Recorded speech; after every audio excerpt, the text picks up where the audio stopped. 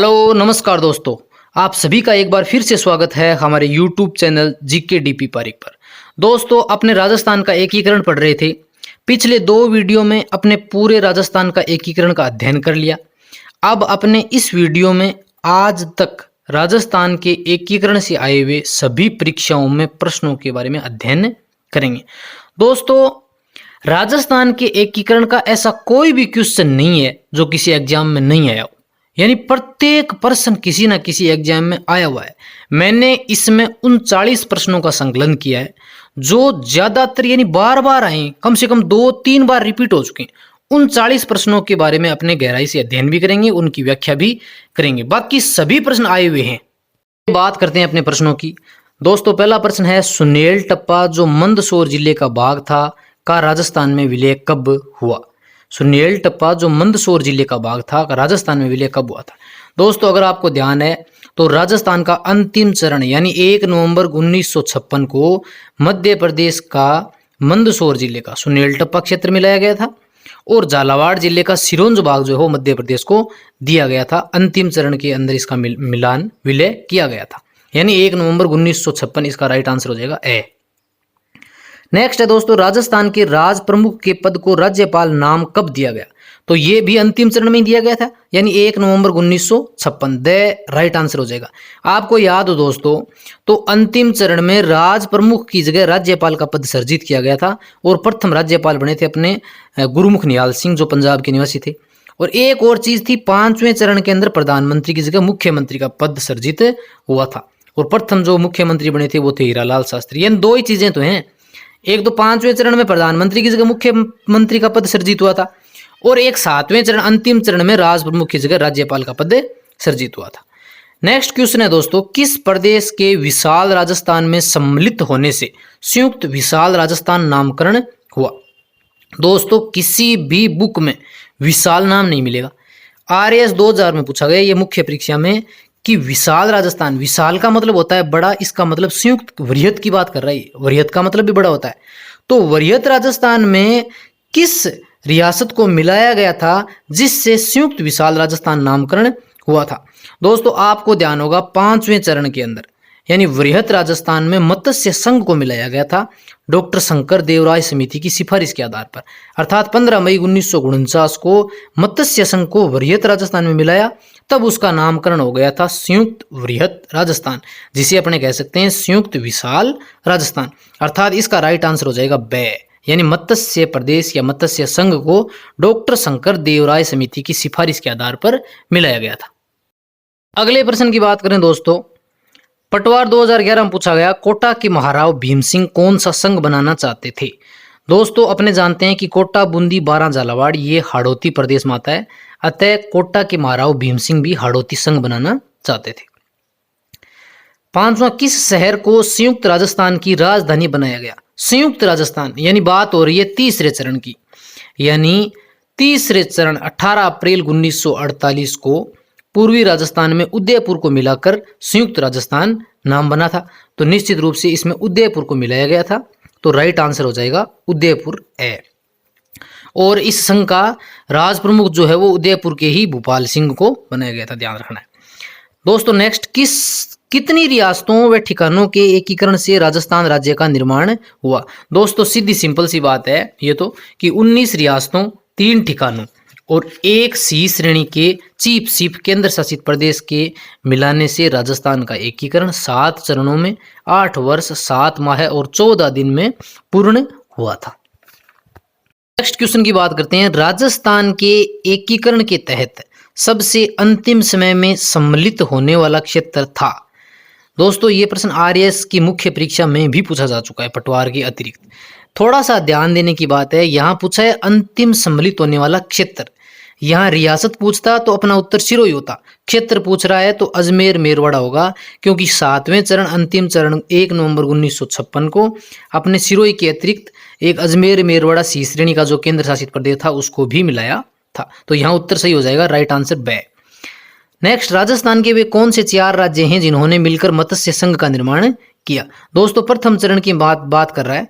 मत्स्य संघ के अंदर ABCD अलवर, भरतपुर, करौली और धौलपुर को 18 मार्च 1948 को मिलाया गया था।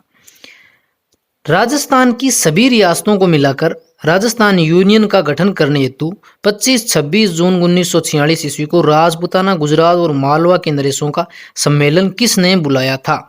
दोस्तों, आपको पता होगा कि मेवाड़ के शासक भूपाल सिंह जो थे वो मालवा और गुजरात के राजाओं के साथ मिलकर एक मेवाड़ यूनियन बनाना चाहते थे। तो इसका राइट आंसर हो जाएगा मेवाड़ महाराणा, यानी मेवाड़ के महाराणा भूपाल सिंह जो थे वो मेवाड़ यूनियन बनाना चाहते थे। दोस्तों, ये जो सभी प्रश्न हैं वो प्रत्येक एग्जाम में रिपीट होकर आए, यानी ये एक ही एग्जाम में नहीं कई एग्जाम में पूछे गए प्रश्न है, तो बहुत महत्वपूर्ण प्रश्न है ये। नेक्स्ट क्वेश्चन की बात करते हैं दोस्तों। राजस्थान एकीकरण में भरतपुर, धौलपुर रियासतों पर जनता की राय जानने के लिए एक कमेटी का गठन किया गया था। उस कमेटी में कौन सम्मिलित नहीं था? दोस्तों, प्रथम चरण की बात कर रहा है। प्रथम चरण मत्स्य संघ में अलवर, भरतपुर, करौली और धौलपुर 4 रियासतों को मिलाया गया था। उसमें से अलवर और करौली ये इन रियासतों के शासक तो राजस्थान में मिलना चाहते ही थे, लेकिन भरतपुर और धौलपुर के जो रियासतों के शासक थे वे भाषा के आधार पर उत्तर प्रदेश यूपी में मिलना चाहते थे। लेकिन भारत सरकार के सचिव वीपी मेनन ने जनता की राय जानने के लिए डॉक्टर शंकर देव राय के निर्देशन में एक समिति का गठन किया था और इसी समिति ने वहां की जनता की राय जानकर भरतपुर और धौलपुर को राजस्थान में सम्मिलित किया था।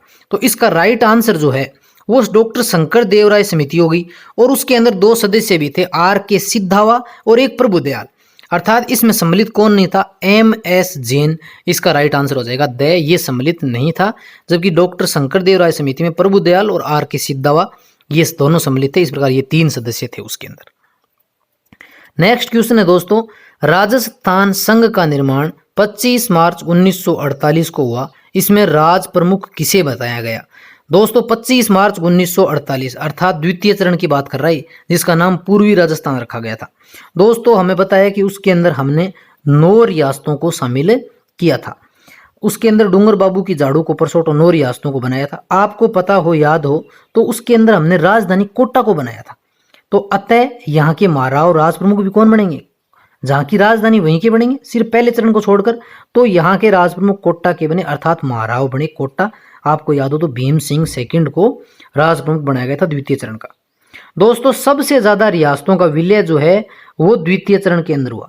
लेकिन अगर ये पूछे कि राजस्थान के एकीकरण में चरणों में सबसे बड़ा चरण कौन सा माना जाएगा, तो वो चतुर्थ माना जाएगा, जिसके अंदर अपने जयपुर, जैसलमेर, जोधपुर और बीकानेर को सम्मिलित किया था। ये प्रश्न आगे मैंने ऐड किया है, आया हुआ है।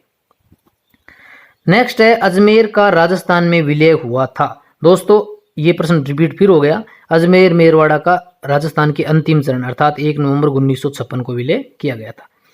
सर्वाधिक रियासतों का विलय किस चरण में किया गया? दोस्तों, ये प्रश्न मैंने अभी बताया आपको। सर्वाधिक रियासतों का विलय द्वितीय चरण के अंदर किया गया था, हमें पता है। उसमें प्रथम चरण के 7 दिन बाद 9 रियासतों को मिलाया गया था 25 मार्च 1948 को पूर्वी राजस्थान संघ में। नेक्स्ट क्वेश्चन की बात करें दोस्तों, एकीकरण की दिनांक से संबंधित प्रश्न आया था पटवार भर्ती परीक्षा में कि कौन सा कूट सुमेलित नहीं है। एक तरफ राजस्थान के चरण दिए गए और दूसरी तरफ इनकी दिनांक दी गई। दोस्तों, एकीकरण के चरणों की दिनांक अपने को बिल्कुल याद है कि प्रथम तीनों चरण 1948 में मिले थे, अगले 2 चौथा 5वां 1949 में मिला था, छठा राजस्थान संघ 26 जनवरी 1950, 7वां अंतिम राजस्थान संघ 1 नवंबर 1956 को मिला था। इसमें दे रखा है तृतीय चरण दिनांक है 18 अप्रैल 1948, बिल्कुल सही है साहब। चौथा चरण 30 मार्च 1948, बिल्कुल गलत है साहब, क्योंकि 1948 में चौथा हुआ ही नहीं था, चौथा तो 1949 में चला गया था। तो चौथा चरण हुआ था 30 मार्च 1949 को। 5वां दे रखा है 15 मई 1949, बिल्कुल सही है ये तो। छठा चरण 26 जनवरी 1950, ये भी सही है। अर्थात इसका राइट आंसर हो जाएगा दूसरा कि चतुर्थ चरण जो है वो 30 मार्च 1949 को सम्मिलित हुआ था।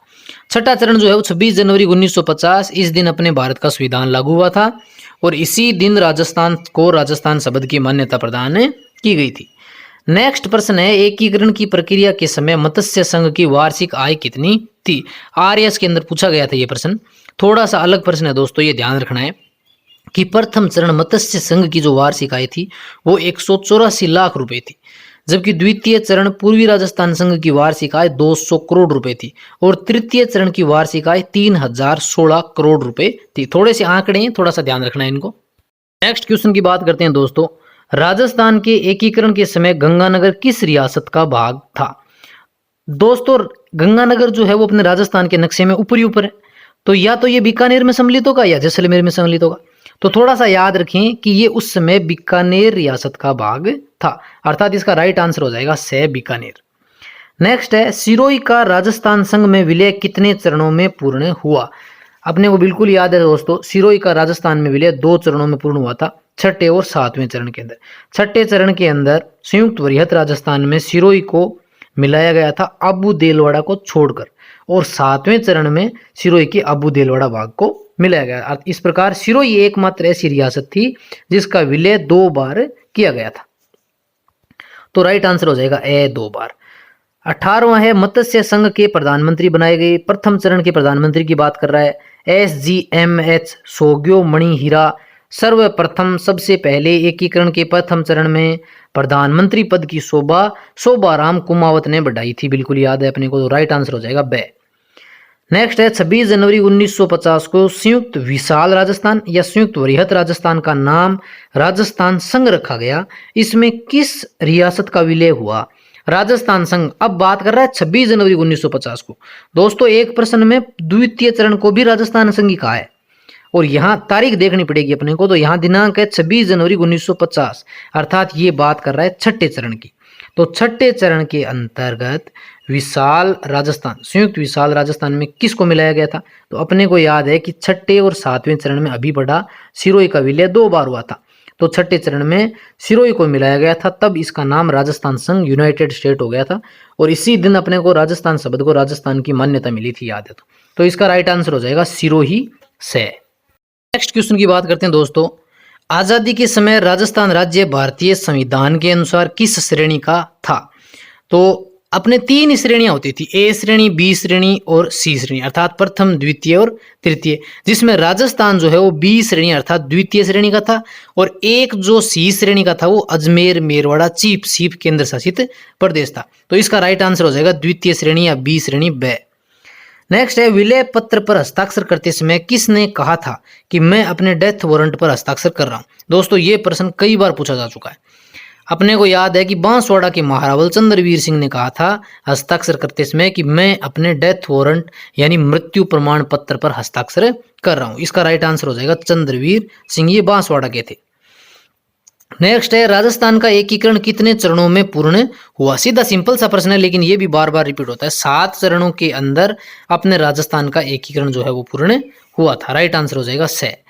नेक्स्ट है 1 नवंबर 1956 से पहले राजस्थान राज्य के प्रमुख माने जाते थे। दोस्तों याद होगा एकीकरण का अंतिम चरण था 1 नवंबर 1956 को राजस्थान संघ।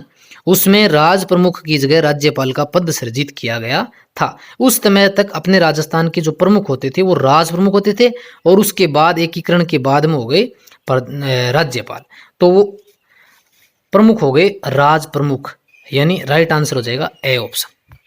अगले प्रश्न की बात करते हैं दोस्तों।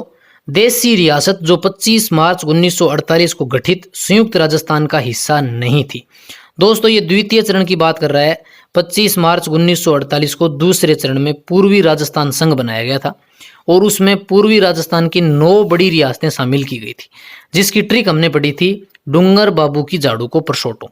अर्थात इसमें शाहपुरा, प्रतापगढ़ और बूंदी ये तीनों तो सम्मिलित थी, लेकिन उदयपुर सम्मिलित नहीं थी। आपको ध्यान हो तो उदयपुर को तो तीसरे चरण में सम्मिलित किया गया था, अतः यहाँ राइट आंसर हो जाएगा बे उदयपुर। नेक्स्ट है 1948 में किस राज्य के शासक को मत्स्य संघ का राज प्रमुख बनाया गया। दोस्तों ये प्रथम चरण की बात कर रहा है। प्रथम चरण में मत्स्य संघ के अंदर हमने ABCD 4 रियासतें सम्मिलित हुई थी, अलवर, भरतपुर, करौली और धौलपुर। दोस्तों उस समय राजधानी जो है वो अलवर को बनाई गई थी, और अलवर के तेज सिंह ही राज प्रमुख बनते, लेकिन कहते हैं कि उस समय उनके ऊपर महात्मा गांधी की हत्या का केस चल रहा था। कहना था कि महात्मा गांधी की हत्या में उनका हाथ था, हाथ नहीं था तो टांग तो निश्चित रूप से थी, अतः उनको राज प्रमुख नहीं बनाया गया। तो धौलपुर के उदयभान सिंह को प्रथम चरण मत्स्य संघ का राज प्रमुख बनाया गया था। तो यहाँ राइट आंसर हो जाएगा से धौलपुर। नेक्स्ट है रियासतों से संबंधित समस्याओं के समाधान के लिए रियासती विभाग की स्थापना कब की गई। दोस्तों दिनांक याद रखनी है 5 जुलाई 1947 को रियासतों के एकीकरण के लिए संपूर्ण राजस्थान के लिए एक रियासती विभाग की स्थापना की गई थी, जिसकी अध्यक्षता सरदार वल्लभ भाई पटेल को दी गई थी और इसके सचिव जो हैं वो वीपी मेनन को बनाया गया था। अर्थात सरदार वल्लभ भाई पटेल और वीपी मेनन दोनों को ही संपूर्ण राजस्थान के एकीकरण का श्रेय दिया जाता है। तो राइट आंसर हो जाएगा 5 जुलाई 1947। नेक्स्ट है दोस्तों, राज्य के पुनर्गठन के बाद 1/11/1956 अर्थात 1 नवंबर 1956 को राज्य में कितने जिले थे। थोड़ा सा ध्यान रखने वाली बात है दोस्तों कि अंतिम चरण 1 नवंबर 1956 को अजमेर को मिलाने के बाद, अजमेर मेरवाड़ा मिलाया गया था सी श्रेणी का, उसको मिलाने के बाद राज्य में 26 जिले हो गए थे। अर्थात जब एकीकरण पूर्ण हुआ 1 नवंबर 1956 को, उस समय राजस्थान में 26 जिले थे। बाकी जो जिले बनाए गए वो एकीकरण के अंदर मैंने वीडियो डाला है कि कब कौन सा जिला बनाया था। अगला प्रश्न है दोस्तों, राज प्रमुख के स्थान पर राज्यपाल का पद संविधान के किस संशोधन द्वारा सृजित किया गया। दोस्तों ध्यान रहे, 7वें संविधान संशोधन द्वारा 1956 जो राजस्थान का अंतिम चरण था उसमें राज प्रमुख की जगह राज्यपाल का पद सृजित किया गया था। नेक्स्ट है, राज्य के झालावाड़ जिले का सिरोंज क्षेत्र मध्य प्रदेश में कब मिला दिया गया। दोस्तों ये एकीकरण के अंतिम चरण की बात है, अर्थात 1 नवंबर 1956। तो इसका राइट आंसर हो जाएगा 1 नवंबर 1956 3 नंबर। दोस्तों राजस्थान के एकीकरण के 7वें अर्थात अंतिम चरण 1 नवंबर 1956 को झालावाड़ जिले का सिरोंज क्षेत्र जो है वो मध्य प्रदेश को दिया गया और मध्य प्रदेश के मंदसौर जिले का सुनेलटप्पा क्षेत्र जो है वो राजस्थान में सम्मिलित किया गया था। नेक्स्ट है, राजस्थान के एकीकरण के चरणों में सबसे बड़ा चरण किसे माना जाता है। दोस्तों इसकी चर्चा आपने पहले भी कर चुके हैं कि राजस्थान के एकीकरण के चरणों में अगर सबसे ज्यादा रियासतें मिलाने की बात करें तब तो द्वितीय चरण के अंदर 9 रियासतें मिलाई गई थी, जबकि सबसे बड़े चरण की बात करें तो वो चौथा चरण माना जाएगा, क्योंकि इसमें JJJB जयपुर, जैसलमेर, जोधपुर और बीकानेर और एक लावा ठिकाना जो उसमें जयपुर में था, ये 4 रियासतें और एक ठिकाना जो है वो 30 मार्च 1949 को वृहद राजस्थान यानी ग्रेटर राजस्थान में मिलाए गए थे। नेक्स्ट है दोस्तों, एकीकरण के चतुर्थ चरण के अंतर्गत शिक्षा विभाग किस नगर में रखने का निर्णय हुआ। दोस्तों आपको ध्यान में होगा कि श्री पी सत्यनारायण राव समिति बनाई गई थी इसके लिए और उसके अनुसार विभाग वितरित किए गए थे। तो राजधानी जो है वो जयपुर के अंदर बनाई गई थी, जोधपुर में हाई कोर्ट बनाई गई थी, उदयपुर में खनिज विभाग, भरतपुर में कृषि विभाग, बीकानेर में शिक्षा विभाग एजुकेशन डिपार्टमेंट और कोटा को वन विभाग जो है वो दिया गया था। तो इसका राइट आंसर हो जाएगा बीकानेर, अपना एजुकेशन डिपार्टमेंट जो है वो बीकानेर में स्थित है। अगला प्रश्न है दोस्तों, नीमराणा चीफशिप मत्स्य संघ में कब शामिल हुई। दोस्तों नीमराणा ठिकाना जो था वो अलवर में पड़ता था और अलवर जो है वो प्रथम चरण मत्स्य संघ अर्थात अलवर, भरतपुर, करौली, धौलपुर, तो प्रथम चरण की तारीख 18 मार्च 1948, यानी इसका राइट आंसर हो जाएगा पहला 18 मार्च 1948 को नीमराणा अलवर को मत्स्य संघ में शामिल किया गया था। नेक्स्ट है दोस्तों, मत्स्य संघ का उद्घाटन कहाँ किया गया था। दोस्तों आपको ध्यान में हो तो मैंने आपको बताया था कि प्रथम चरण का मत्स्य संघ नाम KM मुंशी के कहने पर रखा गया था और इसकी बैठक जो है वो लोहागढ़ भरतपुर के किले में की गई थी। तो इसका राइट आंसर हो जाएगा 2 नंबर भरतपुर के किले में। नेक्स्ट है दोस्तों, माउंट बेटन प्लान कब घोषित हुआ। ये प्रश्न 2 बार आ चुका है दोस्तों। तारीख ध्यान रखनी है दोस्तों, जून 1947 में माउंट बेटन प्लान जो है वो लागू किया गया और इस प्लान के तहत लॉर्ड माउंट बेटन ने भारत के विभाजन की घोषणा की थी और ये प्रावधान कर दिया था कि ब्रिटिश सरकार जो है वो 15 अगस्त 1947 को भारत को सत्ता स्थानांतरित जो है वो कर देगी, अर्थात 15 अगस्त 1947 को अपना देश आजाद हो गया था। तो ये ध्यान रखना है कि माउंट बेटन प्लान जो है वो जून 1947 को घोषित हुआ था। संविधान निर्मात्री परिषद में सर्वप्रथम अपना प्रतिनिधि किस रियासत ने भेजा था। दोस्तों हमने पढ़ा था कि सर्वप्रथम हस्ताक्षर जो हैं विलय पत्र पर वो बीकानेर के शासक शार्दुल सिंह ने किए थे। तो सर्वप्रथम अपना प्रतिनिधि भी बीकानेर रियासत ने भेजा था, तभी तो उन्होंने हस्ताक्षर किए, अर्थात इसका राइट आंसर हो जाएगा बीकानेर। ध्यान रहे दोस्तों, प्रथम हस्ताक्षर बीकानेर के शार्दुल सिंह ने किए थे और अंतिम हस्ताक्षर विलय पत्र पर धौलपुर के उदयभान सिंह ने किए थे और प्रथम रियासत जो शामिल हुई थी वो की गई थी अलवर को, क्योंकि प्रथम चरण में अलवर आता है, और अंतिम रूप से जो शामिल की गई थी वो थी सिरोही। थोड़ा सा ध्यान रहे।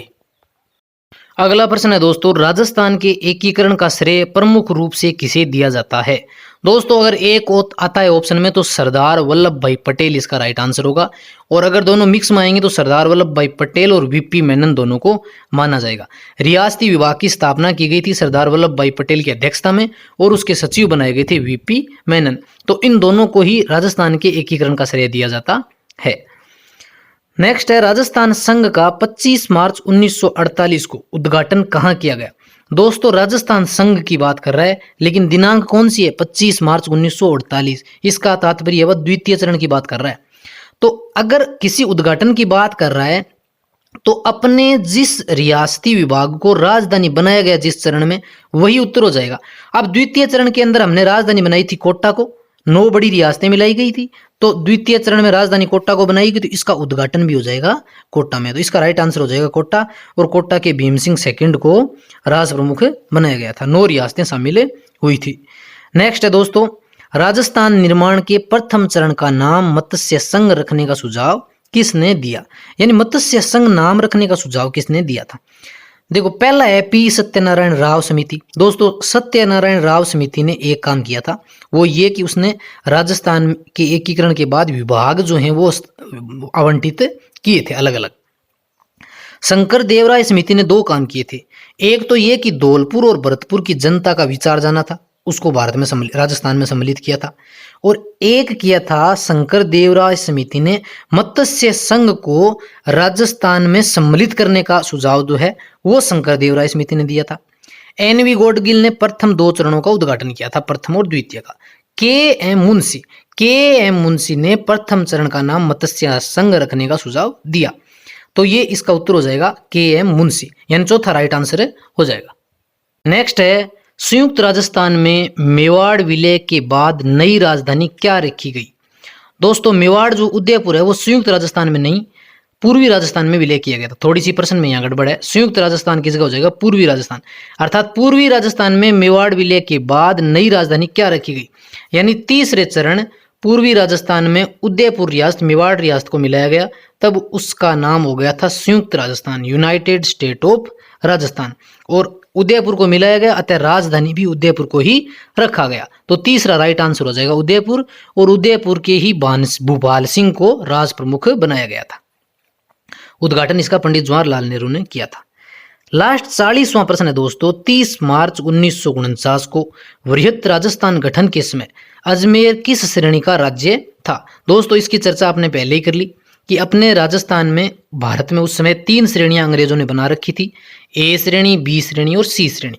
उसमें अपने को 2 ध्यान रखनी है कि अपना राजस्थान जो है वो बी श्रेणी द्वितीय श्रेणी का था, और एक था अजमेर मेरवाड़ा सी श्रेणी तृतीय श्रेणी का चीफ शिप केंद्र शासित प्रदेश। तो इसका राइट आंसर हो जाएगा सी श्रेणी। दोस्तों ये अपने 40 प्रश्नों का अध्ययन किया, जो मैंने कुछ एग्जाम तो दर्शाए, बाकी मैंने दर्शाए नहीं, क्योंकि 3-4 एग्जाम में रिपीट होकर आए। मैंने एक प्रश्न को खोज के निकाला दोस्तों, और एकीकरण से संबंधित ऐसा कोई भी क्वेश्चन नहीं है जो किसी एग्जाम में ना आया हो, क्योंकि बहुत इंपॉर्टेंट पार्ट है ये, और राजस्थान के प्रत्येक एग्जाम में ये लगता है। तो थोड़ा सा आप दोस्तों अपनी खुद की देखें कि इन 40 प्रश्नों में से आप कितने कर पा रहे हैं, और प्रत्येक टॉपिक के बाद प्रश्न हल करने बहुत अनिवार्य है, वरना आपका जो प्रिपरेशन है वो अधूरी मानी जाती है दोस्तों। इसीलिए प्रश्नों को अनिवार्य रूप से हल करें। दोस्तों डॉक्टर शंकर रायदेव या शंकर देव राय, इस समिति का थोड़ा सा ध्यान रखें। मैंने फर्स्ट वीडियो के अंदर MS जैन समिति बता दी थी, यानी धौलपुर और भरतपुर की जनता को सम्मिलित करने का जो श्रेय है वो डॉक्टर शंकर देवराय समिति को जाता है। तो थोड़ा सा उसमें आप देख लें। दोस्तों सभी प्रश्नों को हल करके आप खुद का आंकलन करें कि आपकी तैयारी कहाँ तक हो चुकी है, और कमेंट करके जरूर बताइए दोस्तों इसके अलावा भी कोई प्रश्न अगर इंपॉर्टेंट है तो। इसी प्रकार दोस्तों तैयारी करते रहिए। आगे दोस्तों जल्दी अपने राजस्थान का इतिहास जो है वो शुरू करेंगे कुछ टॉपिकों के बाद में। होप आप सभी को वीडियो पसंद आएगा दोस्तों।